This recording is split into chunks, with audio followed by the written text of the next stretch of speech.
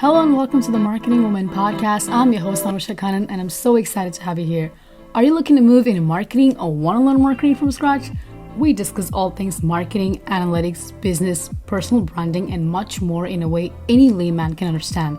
If you're new here, make sure to follow along and get on that email list by visiting tmw.anushakhannan.com. And now, let's dive in. Before we get into this week's episode, I want to talk about what I've been up to these past couple of weeks. And I think you know what I've been up to these past couple of weeks. I have been focusing more on rereading my books, like I said the last episode. And I think that's what's going to happen for the next couple of months until New Year. So I think I might not have my weekly catch-ups for the next couple of episodes, but I'm very excited about today's episode. In today's episode, we have Luis on the show. Luis is the head of global advocacy at Alteryx. He's one of the top 25 customer marketing and advocacy influencer. I met Luis at a customer-led growth event, and I understood how much I didn't know about customer-led growth. And I know we did an episode, and I said I'll investigate more and learn more about that, and that's what we're doing in today's episode. I'm going to be a student in this episode as well because I really don't know a lot about customer-led growth, and I'm very excited to see what Luis has to say and hope we can learn from him. So let's dive into the episode. Okay. Hi, Luis. Thank you. Hi, Luis. Thank you for being on the show. Can you tell us a little bit about yourself? Yeah, sure. Thank you, Anusha, for having me on your podcast. My name is Luis Gonzalez, and I'm head of global customer advocacy at Alteryx. Alteryx is a enterprise-wide software as a service solution that specializes in providing low-code, no-code data analytics capabilities to basically information workers across the enterprise. I'm based out of the East Coast in Connecticut, and I've been practicing customer advocacy now for almost 10 years. That's great.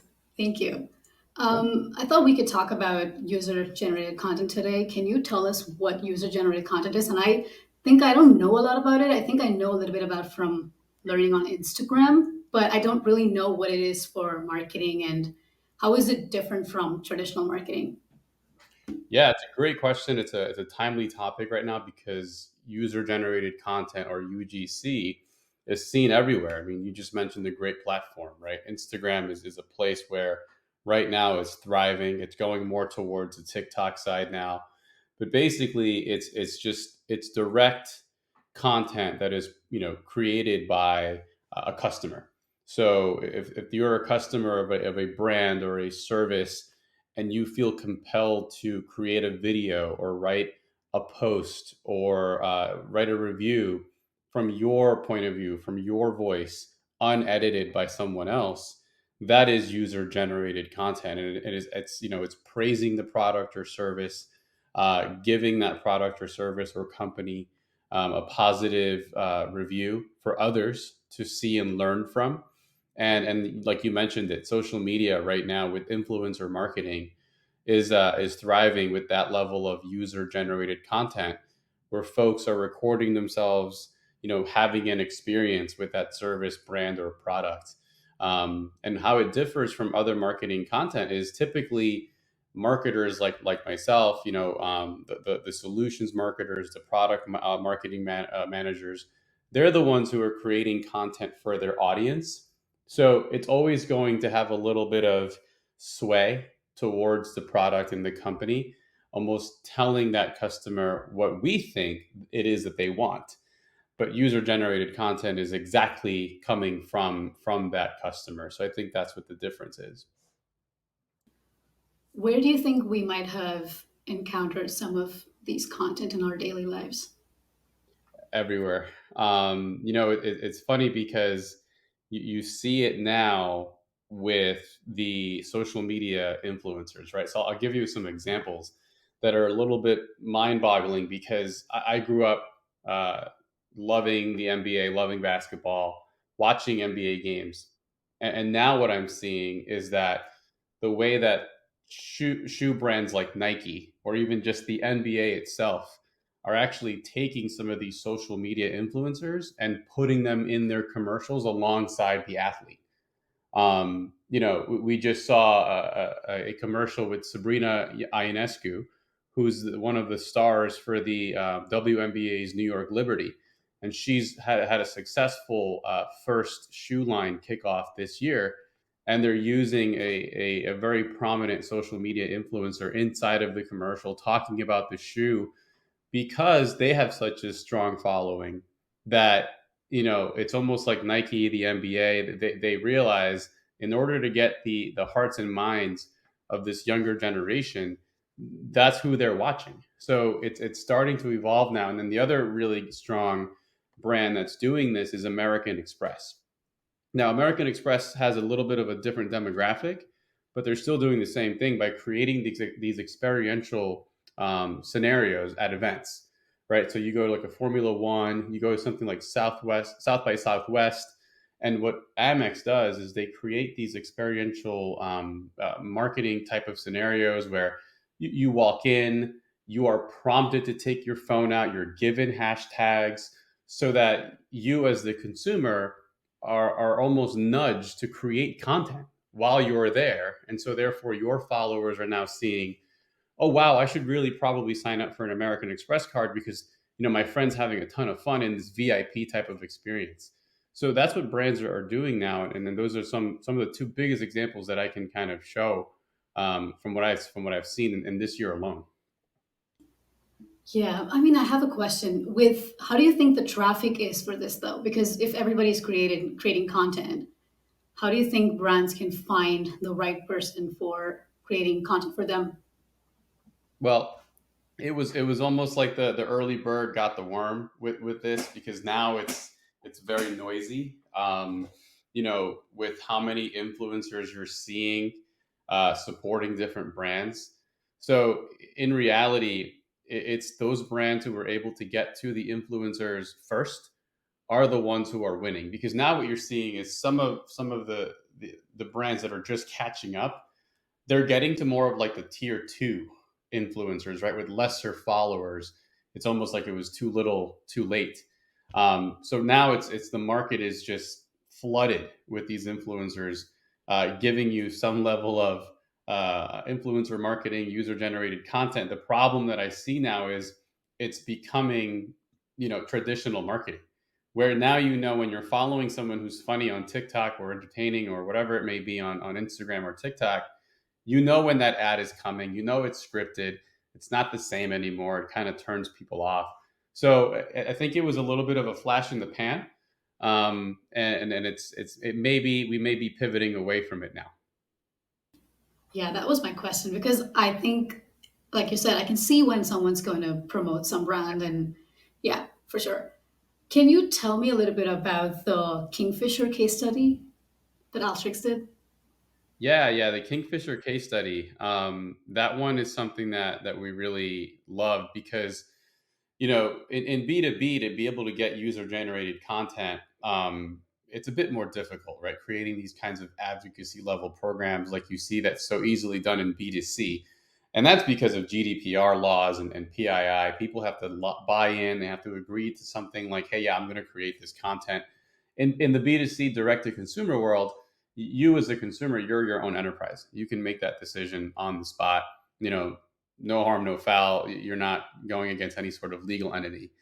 Whereas when another organization as global and as large as Kingfisher is talking about their success story with a platform like Alteryx, the way that we do it is it does come over as true user generated content in the very first step.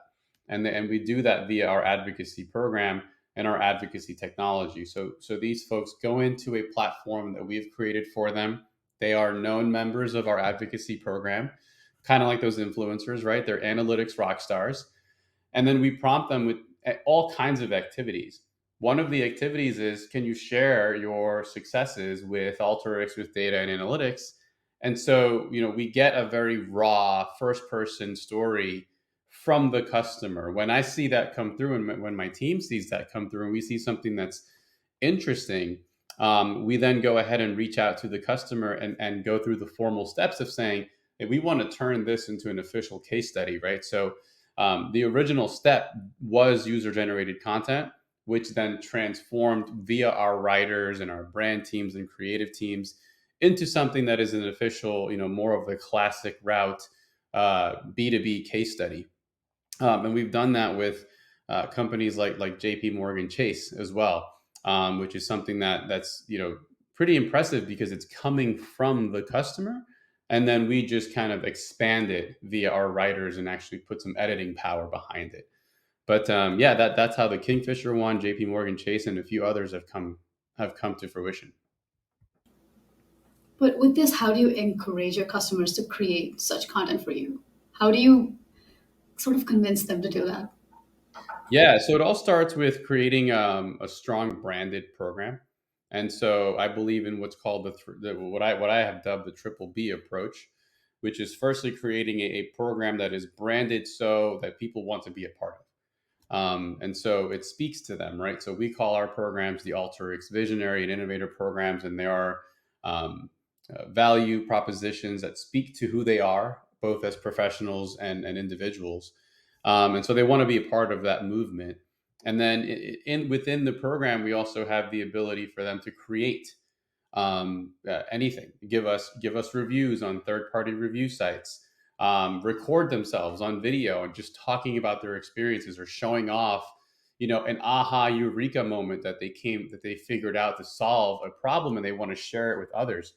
And so it's really around this program allows them to become thought leaders in their own right.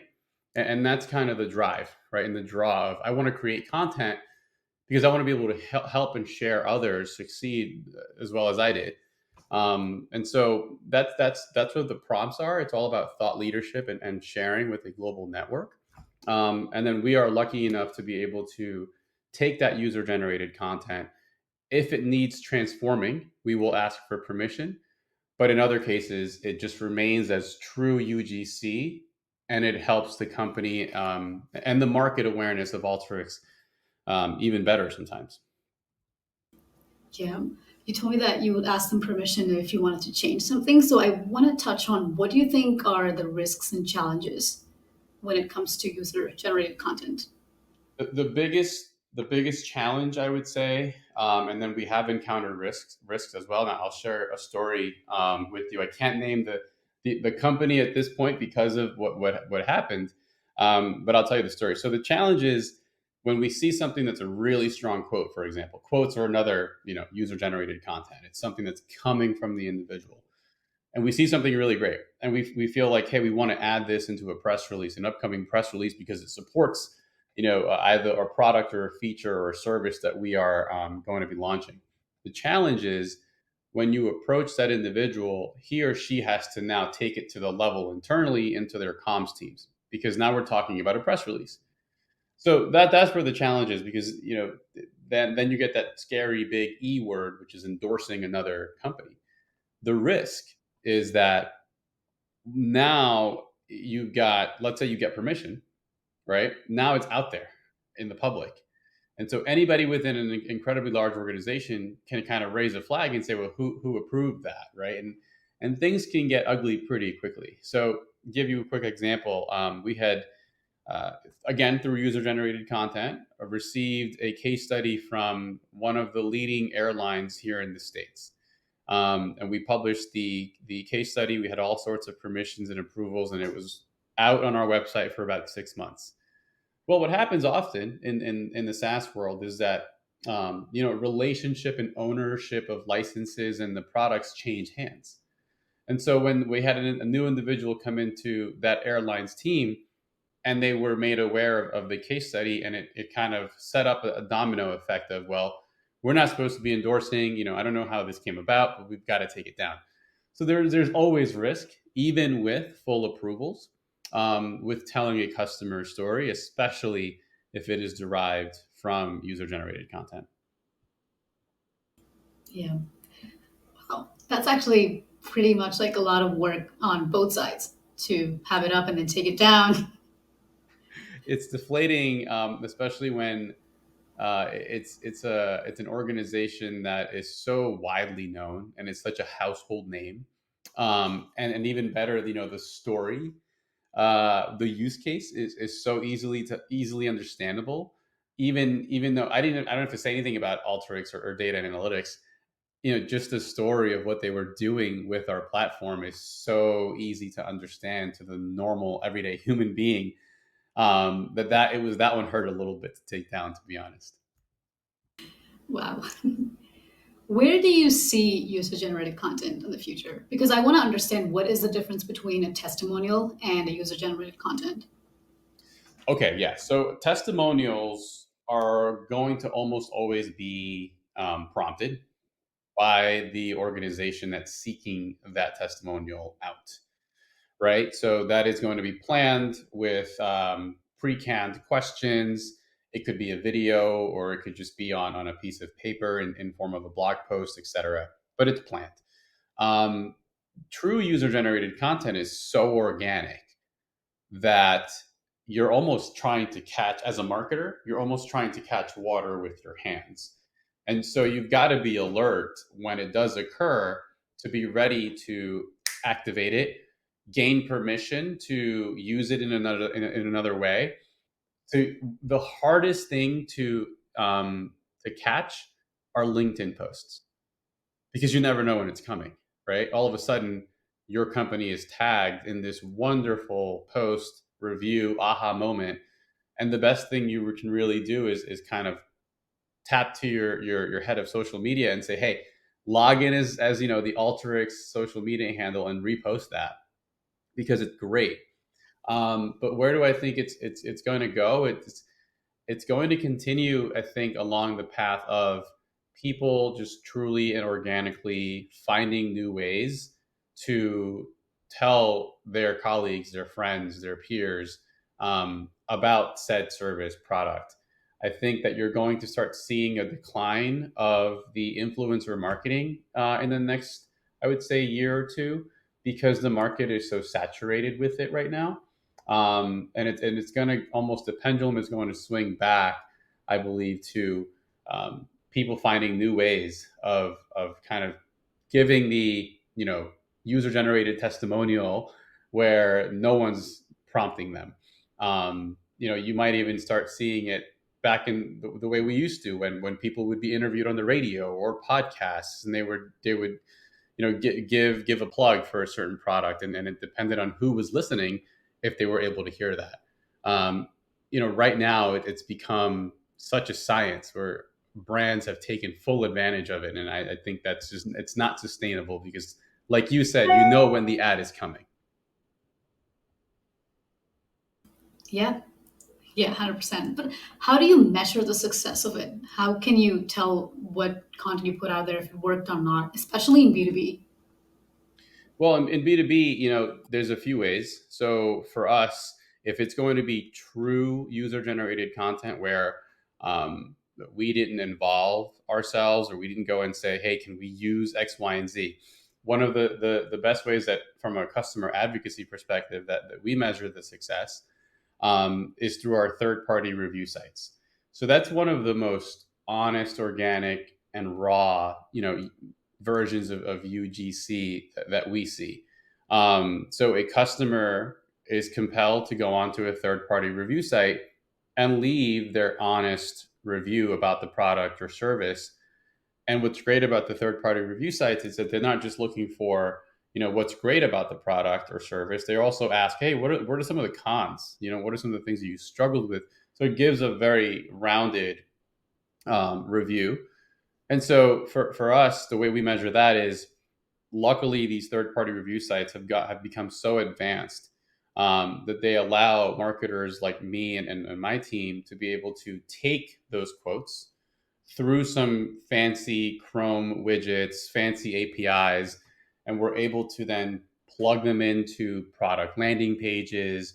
We're able to create creative assets like email signatures and PowerPoint slides that enable our sellers to break down some of the objections, during selling motions. So, for example, through third party review sites and user generated content, these review sites have advanced algorithms that allow us to understand, for example, a statistic like our customers are saying that they see ROI, or time to ROI, 3.5 times faster than most data and analytics platforms. So when we get those reports on a quarterly basis, we know that that's actually coming from our customers, right? So then we're able to take that content, we're able to put it out into the sales enablement machine, and really see how it's working. And then the great part, to go back to your true black and white measurement question, is, well, how do you know it's successful, right? So then we've got metrics such as the brand blue score,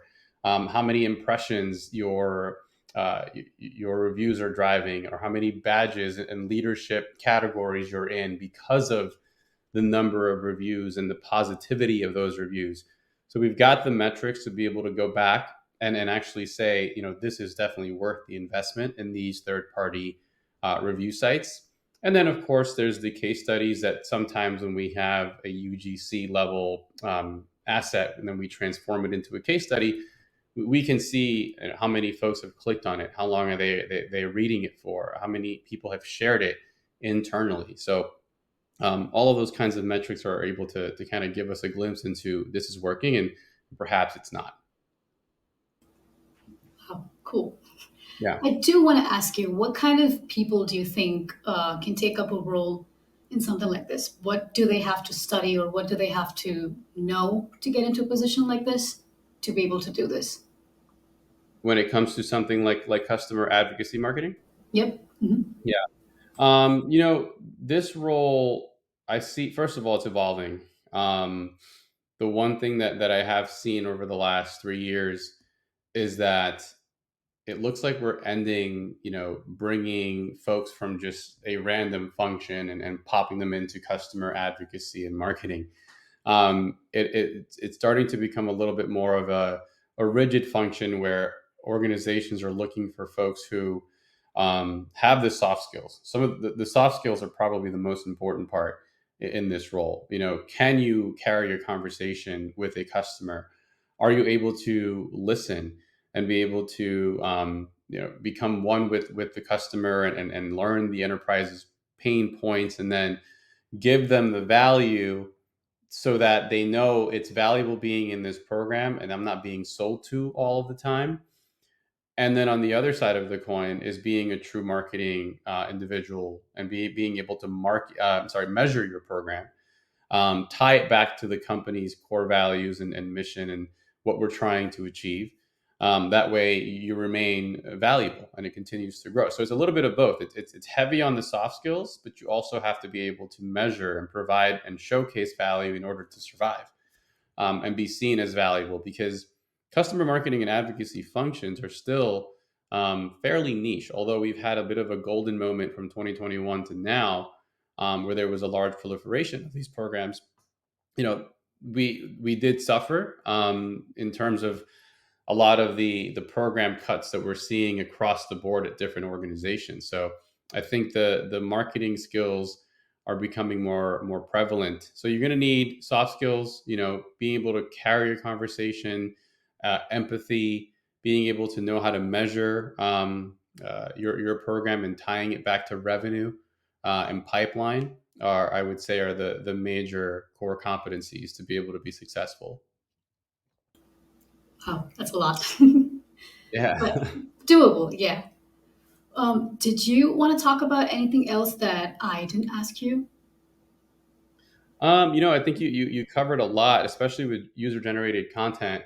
But one of the things to look out for is a little bit of advice on becoming a good marketer, right? The thing about marketing is you kind of have to be able to always have a selling hat on in a different style, in terms of just always driving value back to your segment or your audience or your market. Um, a good way of doing that is, if you have the opportunity to be close to your customer success functions at your organization, spend time with them.